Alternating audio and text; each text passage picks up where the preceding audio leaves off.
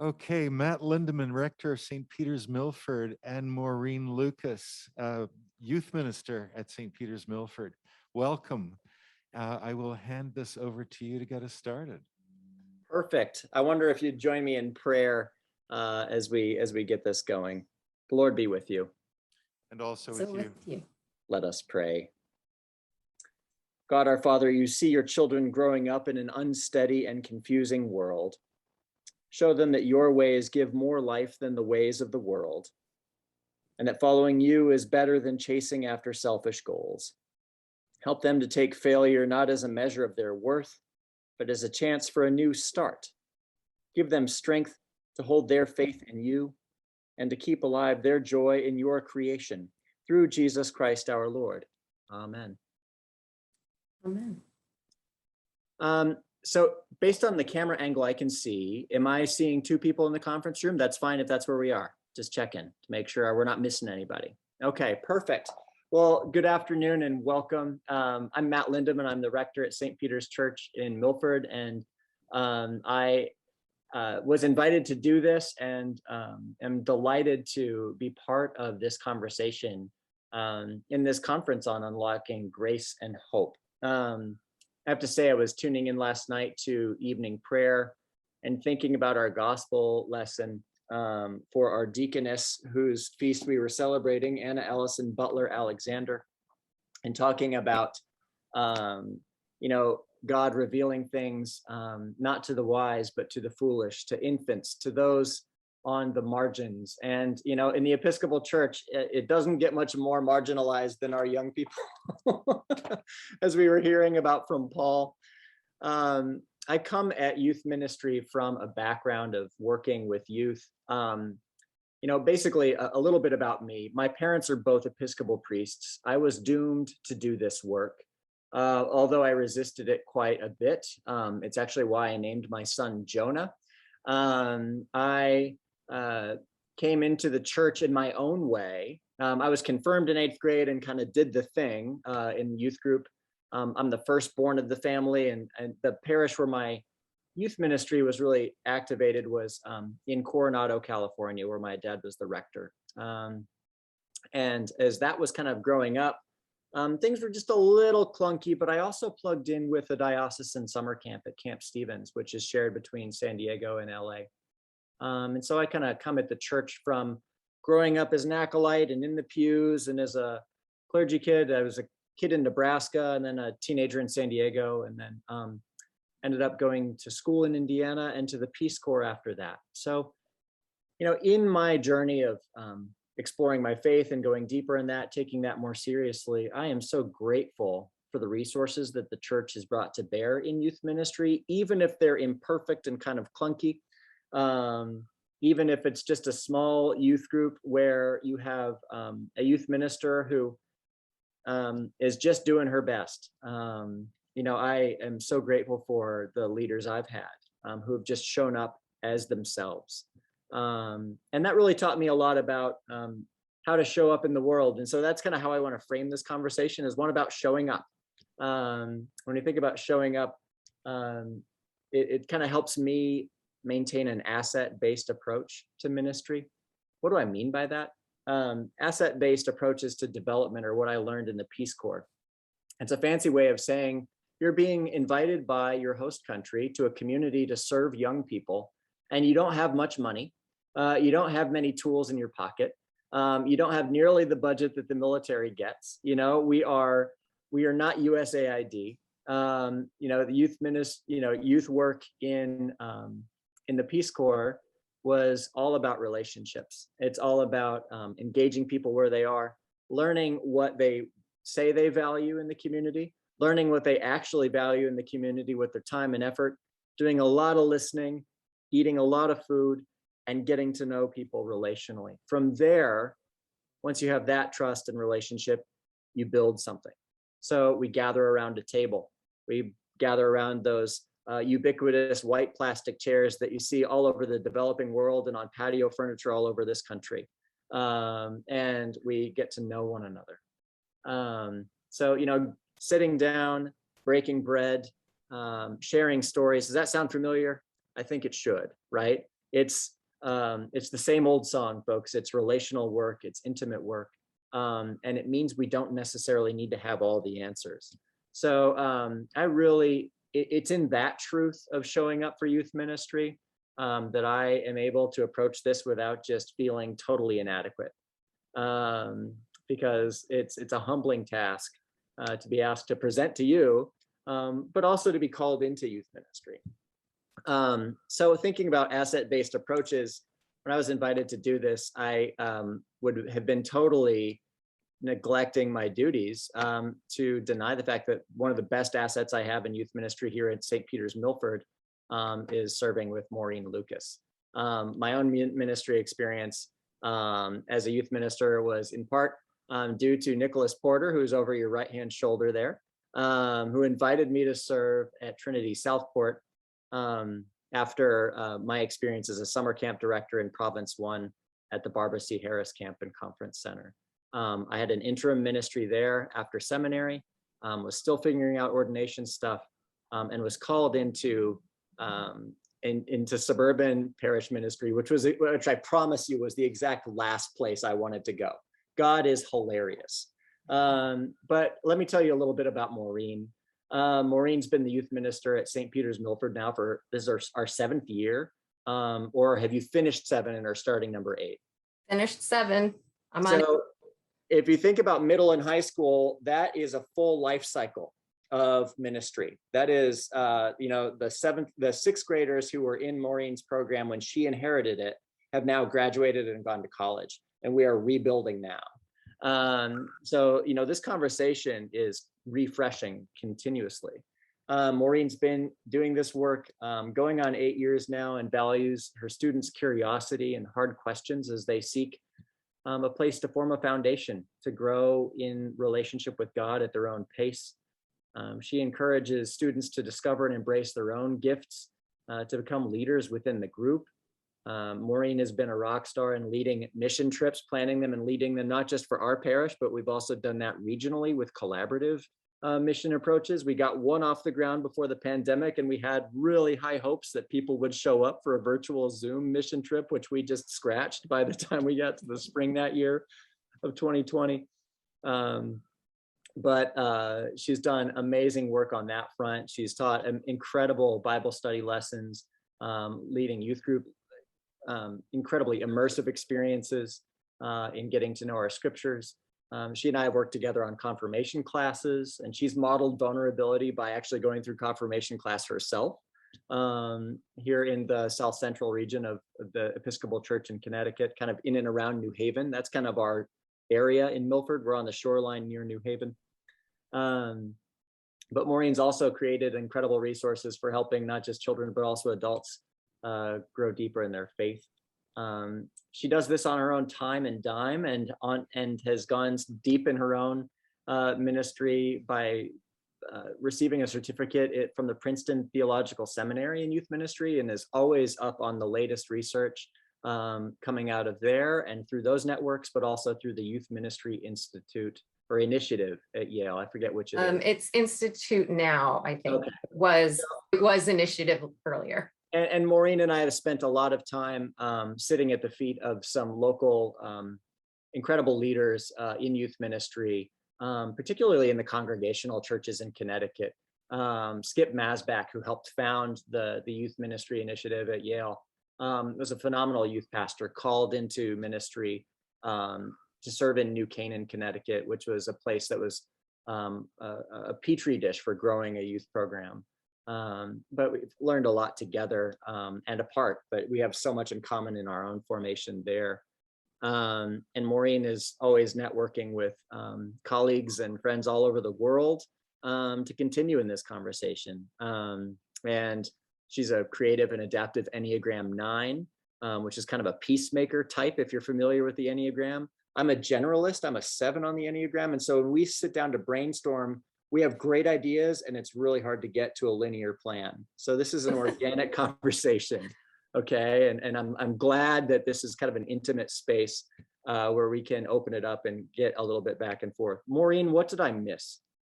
What did you miss?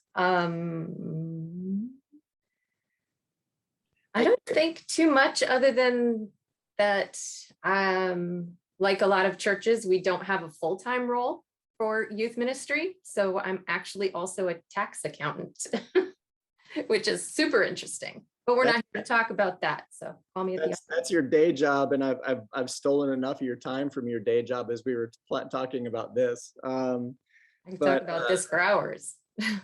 We were just, our last youth mission experience was actually an interesting fruit of what happens when your youth, just like Paul Carling was talking about, how you get enough trust and relationship with your young people and they actually tell you what they want and what they need. Maureen, do you want to talk about the farm trip in Vermont? Just a quick nugget on that. Right. So our group goes on an annual mission trip. And so obviously we weren't able to do that in 2020. I had some seniors graduating in 21 who really, really wanted a trip. And so they came to me and said, you know, I want a trip. It's my last chance. What can we do? And so I went to Matt and I said, okay, COVID's still a thing, obviously. So what are our restrictions? And Matt, he basically said, if we can do something outside, then we can probably make something happen. And so that kind of limitation actually made me a little more creative than usual. So I remembered that a friend of mine who's an Episcopal priest has a farm in Vermont with a lot of land. And I know she had said she wanted people to come up for retreats. So I got in touch with her, kind of pitched my idea, and we built a mission trip retreat. It was a whole lot. It was a mission trip. It was a retreat. It was a personal growth experience for a lot of people. And that was 4 days, 3 nights. It was no cell service, which we hadn't planned on, but wound up being absolutely incredible. I think I was the hardest hit by that, actually. Yeah. And where in Vermont is that, Maureen? This is with Rachel Field, who is in the Episcopal Church in Vermont. Where's the town? It's Randolph, so it's about halfway up Vermont. Yeah. So pretty much a 4-hour drive, and so not too far, but not close enough to home to get back there quickly, where we could escape. So we were actually just sleeping in giant tents. Every youth, which this is interesting, that every youth had a family member on the trip. So that was a beautiful experience and something new that we've never had happen before. And there were animals, and some of our kids really connected with the animals, and some really connected with the land, and they all really connected with Rachel. Yeah. Well, Mo, I did throw some slides together that might help us just for the visual learners. I'm guessing Sure. You guys have a fairly large screen to look at. Is that true? Can you nod your head if that's true? Okay, I'm gonna try this, and if it's distracting, we'll just see where it goes. Okay, I can always pull it. Let's see here.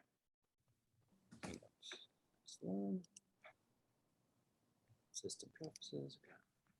Okay. Oh, come on.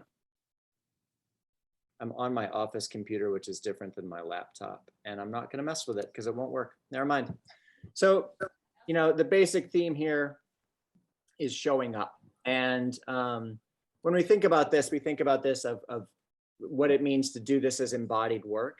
But there are also theological implications. What does it mean to show up? So, when we think about times in which folks have been called up, we can go back to our scriptures.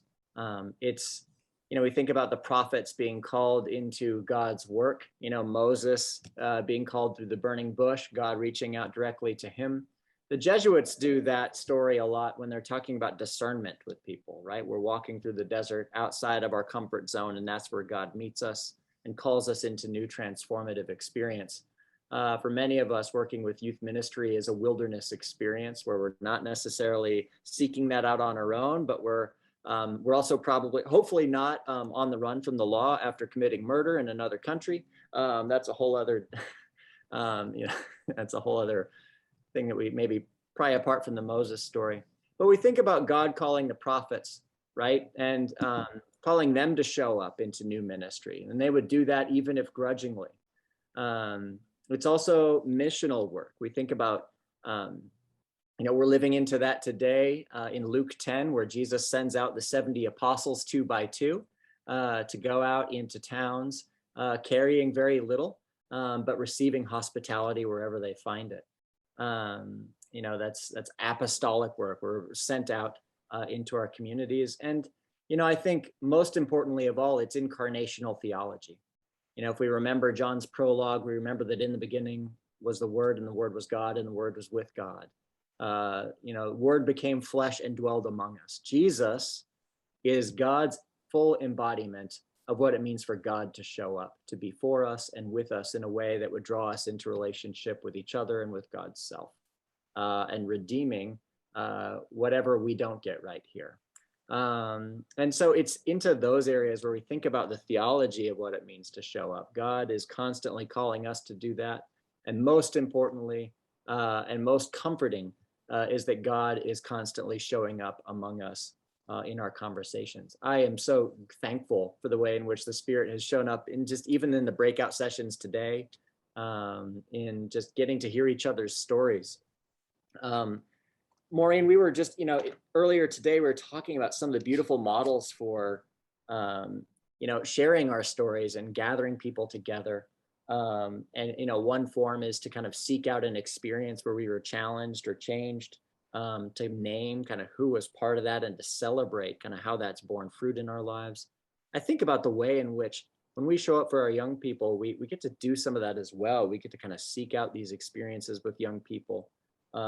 We get to name kind of what God might be up to in their lives, and we celebrate that with them. But that comes not by a direct frontal assault, right? We can't necessarily, has anyone here ever tried to talk to a child after, coming home from school? How was your day?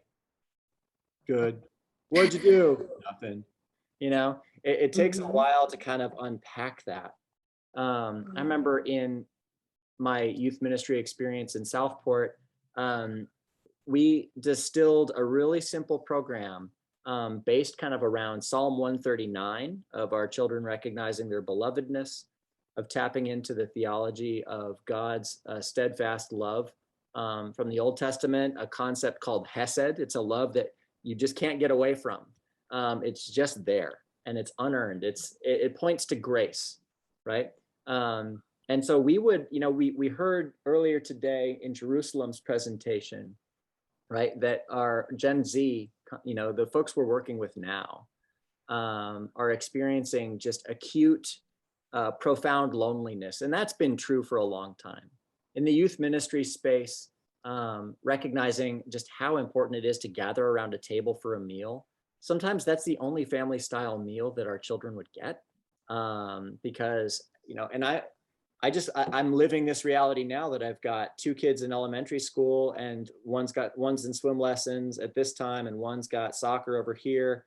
And we're just constantly tagging in and out. It feels like a wrestling match, and so to be able to sit down for a meal and share, the best part of our day, the hardest part of our day, and some place where God might have surprised us, or sometimes best, worst, and weirdest, or even like rose, a thorn, a bud, just kind of recognizing kind of what might be blooming, what was hard, what was beautiful, hearing people where they are and hearing their story and getting to know week by week what's going on with them. It's a way to let them show what they're comfortable showing in a group context. And over time, as that group develops, they get better and better at it. It's easy to go into the granular here about kind of what ministries can look like, but I probably should pause now and just ask the question, you that are in this room watching me on a screen, and Maureen as well, what brought you here today? Do you mind if I put y'all on the spot? I know it's afternoon and it's a little sleepy, but just what brings you to this room today?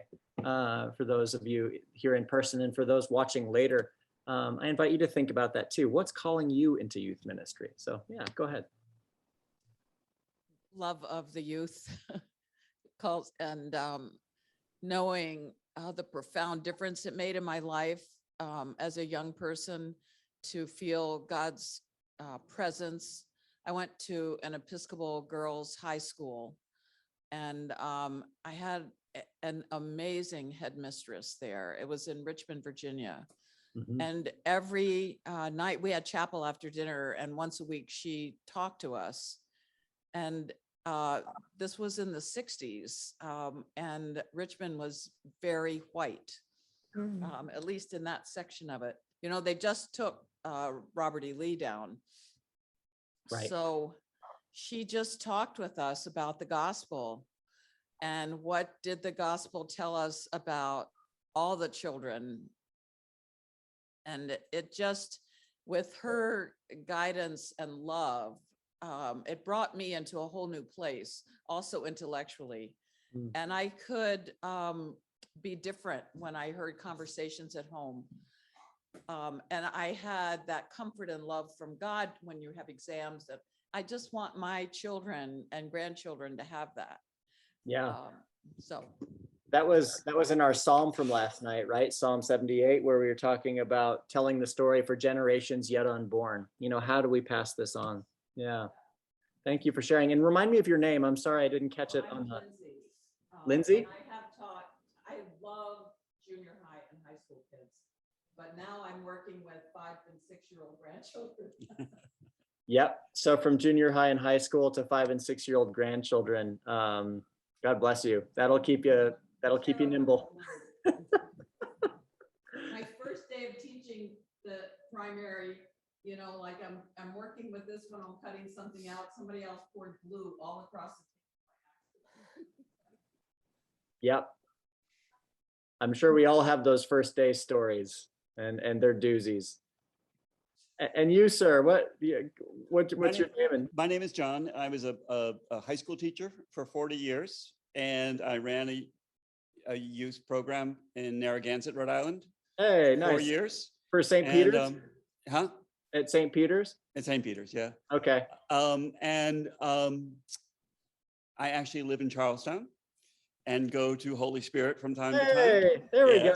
My next door neighbor is the senior warden there, but anyways, but I belong to a parish in Newport, St. John the Evangelist. Yeah. And yeah, we are looking to develop programs, and I do adult formation, but we are coming out of the COVID and all of this kind of stuff. There's a lot of challenges, but we have a new priest who is very much into evangelism, and so yeah, I wanted to see what was happening on the youth front. Amazing. Yeah, and it remind me, is St. John the Evangelist? Who is your pastor there? We had Father Humphrey was there for 8 Right. years, but he's now rector in Toronto. Right. And we have Father Kevin Beasley, who is a priest from Southern Ohio. And as I recall, right, part of it when we talk about asset-based approaches, right, is thinking about the tools in our kit. So in terms of, St. Peter's Milford is, in terms of the liturgical candle, we're pretty low, and St. John the Evangelist in Newport is like a whole other candle, right? It's a little, and is that a Royal School of Church Music program as well? No, he uses the music director, I think, uses that as a model, but I did Royal School of Music at St. Peter's in Narragansett. Yeah. I was the religious person. I wasn't the music person. So I don't think our kids, it's called the Newport School of Music. Sure. And choir school of music, and right. They don't necessarily have a religious component to it as much. Right. But it also is interdenominational, right? And they really are working to incorporate a lot of non-churched kids, yeah. And kids from the more disadvantaged parts of town. Yeah. So it's a hybrid, I guess I would say.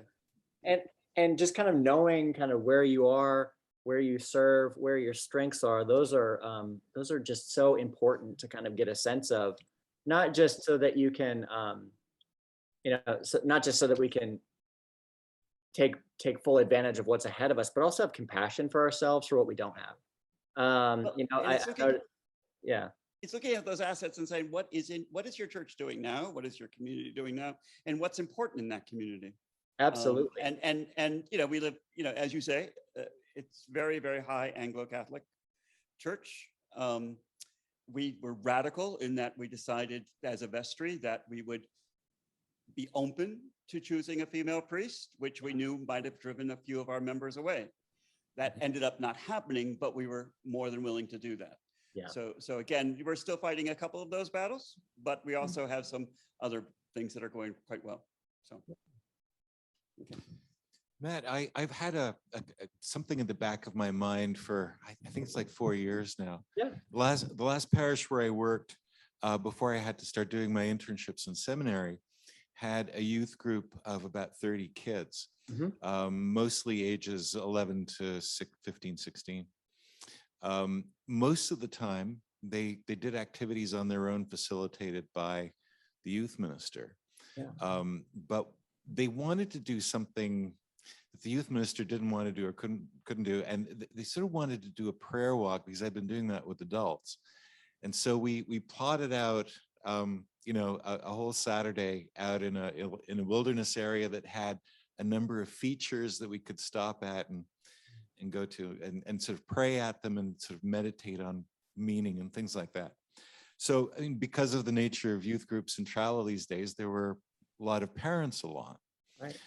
So it was quite a gang of people. And what I discovered as soon as we got there was that the kids were interested in just running around and doing, like they went off in their little groups with their friends and various things. And I spent most of my time with the parents.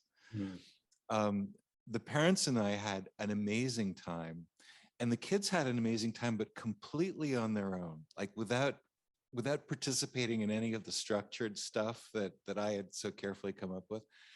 And so it felt like a real success in ministering to the parents. And I felt like it was a total failure in terms of my intentions of working with the kids. And that has sort of stuck in my head as like, what was this? And what did I do wrong? I think I have a domino that connects with yours based on that story. The group I walked into was, I was in Southport. Nicholas can probably tell the story better than I can, but I've got the microphone, so I'll take it for now, Nick. And if I miss something, let me know. But I was called in to help support a group that had kind of gone Lord of the Flies on their current youth minister. I was kind of brought in as a pastoral intern, in part to kind of to continue growing after seminary in liturgical formation and administrative formation, and kind of in that time, but also to accompany the youth ministry program as it was kind of in transition. And they had gone on a retreat to Father Nicholas's farm, and everyone went Lord of the Flies. Kids went nuts. They were climbing in and out of bedrooms. One of our more exuberant folks was using a hatchet on a log home. And the youth minister at the time, and we all have our limits, just kind of blew it and said, "That's it, we're done, we're going home," and called it. And they all drove home. And it felt like that whole group bonded. I mean, they were, it was as if they had been forged in a crucible by that experience. And what I love about God and what I love about coming together is no matter how much of a failure we feel like we are, those experiences of being together, good, bad, or indifferent, bond a group. I don't think the people of Israel would have been as resilient going into the promised land if they hadn't suffered in the wilderness for a long time. The incredible "Are we there yet" story that might have felt time and again like Moses to as a failure, right? It's like these stiff-necked people, what am I going to do? And yet something new is born out of that. But I think yeah, sometimes what we think of as a failure can be redefined. You were successfully ministering to parents, and the kids were ministering to one another. I mean, that's huge. When I took over the youth ministry at St. Peter's, there were some wonderful things. There were some things that needed restructuring a little bit, and I sort of intentionally did not make myself the focus of ministry. And the goal was always to build the youth relationships with one another. So it sounds like you helped those kids have an opportunity to bond together. And ultimately, our youth don't drive themselves. And so to have parent buy-in in those relationships intergenerationally is such an opportunity. And I think, as we come back into how we can show up for youth ministry in this new time, which I think is really, if we zoom out historically, we're in a new reformation. The church goes through a big shakeup every 500 years, and we're in one now. This is just, upped our urgency a little bit. But it's been a while since 1517, and a lot has changed, and a lot of technology has kind of caused us to rethink church in a new way. But the way in which we are called to respond, intergenerationally right now, recognizing that in our segmented, siloed, incredibly divided, kind of great sorted, we know what I talk about when we talk about like the big sort, right? And within the way targeted advertising reaches just me, my experience of Facebook is very different than Maureen's experience of Facebook. As I'm approaching 40, I get a lot of unflattering ads for various pills and creams for hairs and other things that I don't want, marketing my own insecurities. And, just the way in which we're so separated. Church is one of those last bastions where you can be together across generations. And, where we can think about those things that bring about flourishing. Every young person, ideally has 5 non-parental adults in their life who can help them grow. And we're here today, all of us are here in this room, I'm sure, because we've had people who are not our parents, who don't sound like Charlie Brown's parents in the Peanuts cartoons, that want.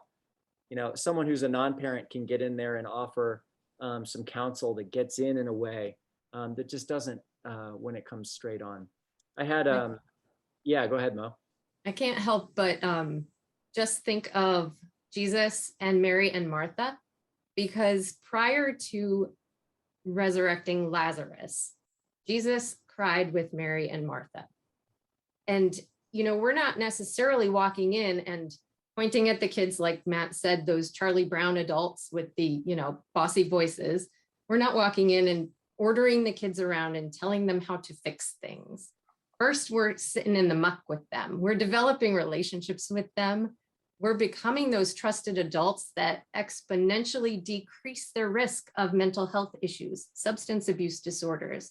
We are wading in there with them, just like Jesus did with Mary and Martha. And then, only then will they, respond to anything that we have to offer to them. 65% of teens interviewed from ages, I think it was 15 to 23, said that they don't care your level of expertise, your degrees, whether you wear a collar. If you don't care about them, they will not listen to you. And the other piece of that is they can tell if you're faking caring about them. So it's so important to look at them as valued, treasured members of God's kingdom. And some of them are a little harder to get to know than others, but it's so worth it. Absolutely. I remember coming in as the identified expert, trying to come in and fix this youth group that had been through a crisis, and came in with too much heat and too much energy as a former camp director, and saying, okay, so, and these kids who had their own group and were their own culture are looking at me like, who the hell is this guy? What is he on? So it's not for lack of trying. Like Maureen, you're showing the right way to do it. I've definitely had to unlearn the wrong way to do it as the expert, right? The consultant, right? And it is one of the best things about working with children and young people is they pull no punches. They are so honest, so brutally honest. Yes, Nicholas. So the conversations inspired 2 questions from me that connect to my own work and I work, JPB now works with something like 4,000 youth a year. Yeah. All right. So, and there are two questions, and maybe you'd answer one and Maureen would answer the other. You decide which one's which. So the first question is, how do you balance this sitting in the mud relationship, sort of youth-driven agenda with some other things that the community wants them to quote unquote learn or become? Okay, so, how do you balance that in a real way? Don't give me the come see, come saw answer, but a little more. And then the other piece I'm thinking, Matt, when you were talking about Southport, you could be talking about anywhere where the idea of having a meal and, what may or may not be waiting for young people at home. How much of youth ministry is John's experience of pastoring to the parents, not adults in the congregation, but parents? I know from my work in the Middle East, we do tons of work with the young people, but then they go home and the parents often work hard to undo what we've done. So one was the relationship versus sort of a learning agenda. How do you balance that? And the other is how much of the work involves parents? Right. So how do we do formation and not just accompaniment? And how do we minister not to the children in isolation, but also their families? Maureen, do you have some energy around either of those? Which? I think balancing relationship and I guess we can call it curriculum. If I've personally found that kind of experiential ministry around a particular lesson is very effective. And honestly, I know learning styles have, there's some, debate as to whether they actually exist, but taking curriculum and honestly just offering it in multiple ways for the students. One may be an independent type of prayer station, one may be a game. All of these are opportunities for them to reflect independently as well as together, and then coming together for an actual lesson. And less of a teacher-led, there is some teacher-led activity, but there's always a reflective piece where the kids go deeper into it and reflect on things personally. And so when the teacher or the director is sharing appropriately, obviously, personal stories with the youth, and the youth are then able to share some of their own experiences and take the lesson of the day or the lesson of the whatever program you're using and really take it deeper, and they're all allowed to share with one another. It really solidifies their relationship piece. And then obviously having other random experiences together, when, you do different activities and things. But as far as curriculum goes, it can be integrated into the relationship building piece of youth ministry.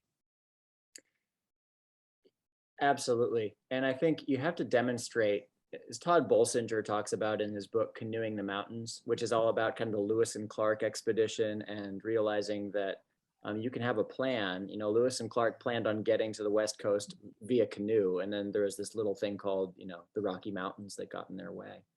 In order to lead off the map, you have to demonstrate credibility on the map, right? And you have to be a grounded Christian. You don't have to be perfect, but you have to show, because kids, Maureen was too polite to say it, and I'll take my collar off to say it, but kids have a great bullshit detector, right? And when we show up with anything other than who we are, they're going to sniff that out. And if we aren't practicing, at least to the best of our ability, what we care about and what we hope them to learn, it's hard to get buy-in. So creating differentiated lessons that honor multiple intelligences and kind of that are neuro-literate, that help reach some kids and not others, and variety of diet is all part of the strategy. And I think another layer of that, and I think Jerusalem Peace Builders does this, Nicholas, right, is that experience for those who can make it, a pilgrimage, right? Getting out of our home context and moving to a new environment, even if it's just down the road.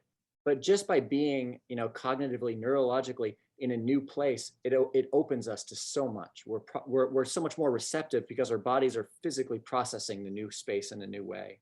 And it opens us up experientially to write those lessons deeper into our hearts.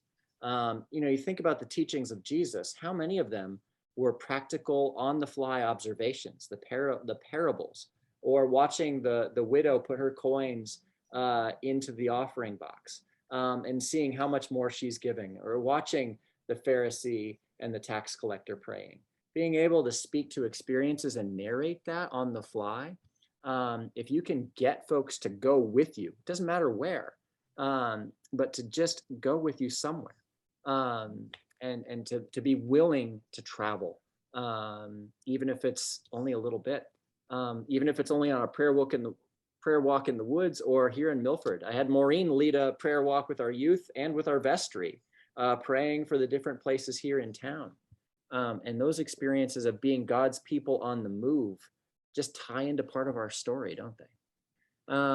As to ministering to the parents, so important. And just recognizing your context, especially if you're dealing with extended family culture, where everything is so filtered through the lens of how this impacts our livelihood, how our identities are changed. We think about the challenges in the gospel of Jesus creating this new movement, this new way of experiencing God, and it didn't bring peace, but a sword, right? The extended family culture of the time was a real headwind for getting folks to be receptive to the gospel in real time. That took time and experience to learn about.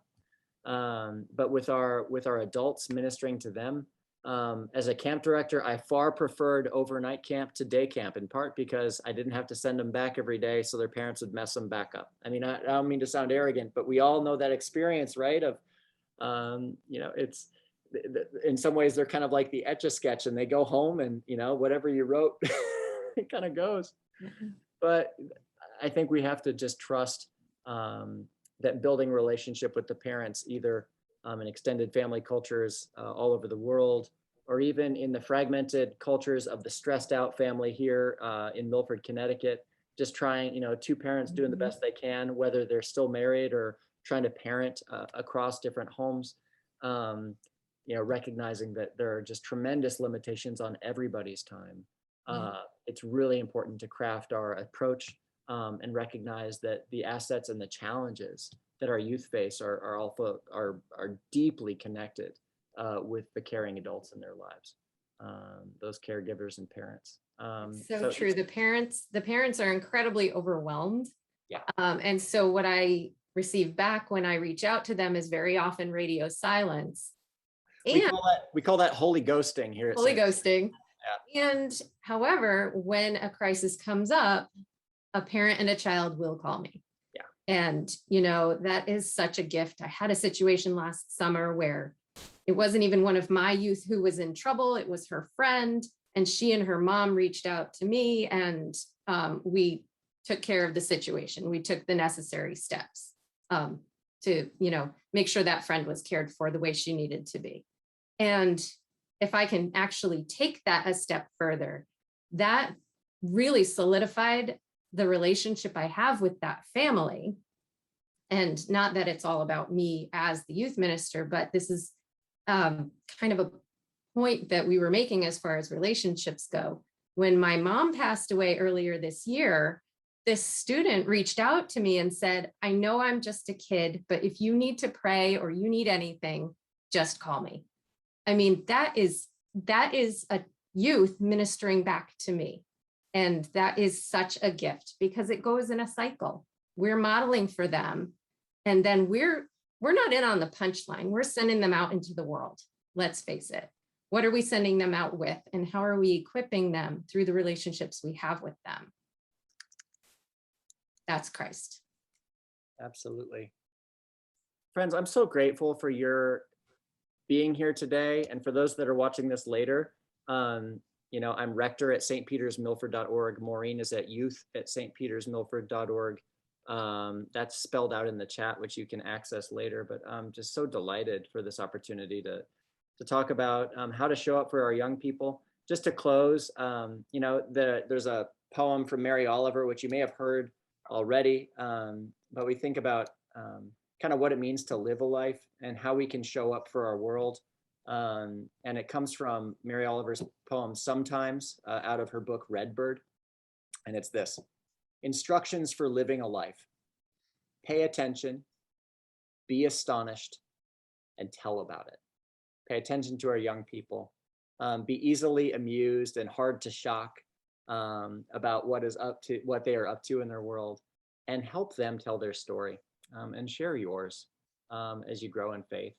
And together, we'll be reaching generations beyond this one with God's help and God's grace. So thanks, y'all. This has been wonderful. Amen. Thank you, Matt and Maureen.